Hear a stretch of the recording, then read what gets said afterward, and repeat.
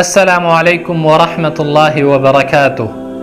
محترم ورونو، لکه څرنګه چې تاسو ته بهتره معلومه ده، منګه د لمونځ لفظي ترجمه شروع کړې ده. اکی درې برخې ویلې شوې وي، نن څلورمه برخه وایو. تر پایه را سره پاتې شئ. بسم الله الرحمن الرحیم. اللهم صل یا الله رحمت نازل کړي على محمد په محمد صلی الله علیه وسلم باندې وعلى آل محمد او په آل د محمد صلی الله علیه وسلم باندې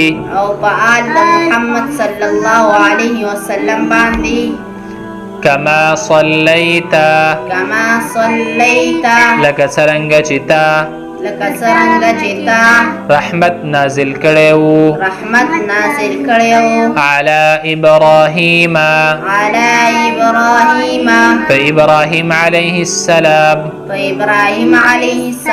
وعلى آل إبراهيم او په آل د ابراهیم علیه السلام انك حمید مجید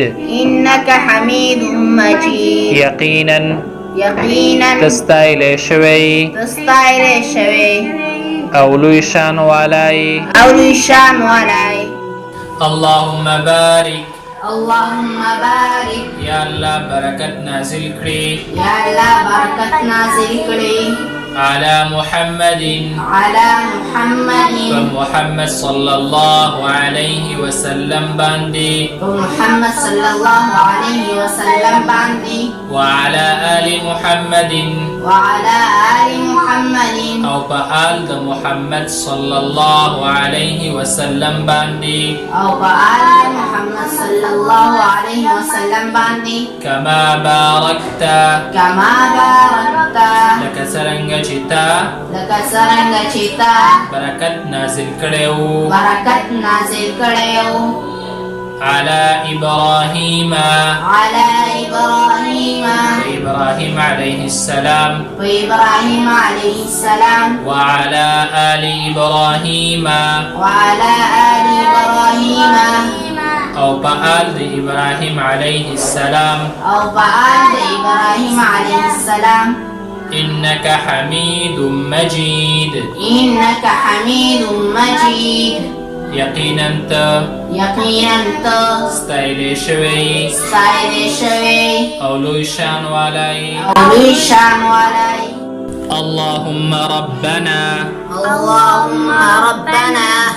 اے اللہ زمونږ ربا آتنا راکړې مونږ ته فی الدنیا حسنه په دنیا کې نیکی خجون وفي الآخرة حسنة او په آخرت کې هم نیکی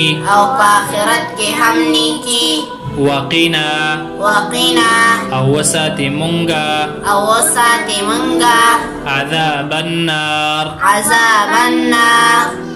د عذاب دورنا.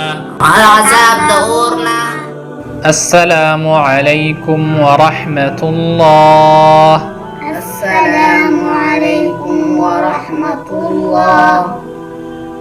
سلامتیا دی وی پتاسی او د الله رحمتونه دی وی.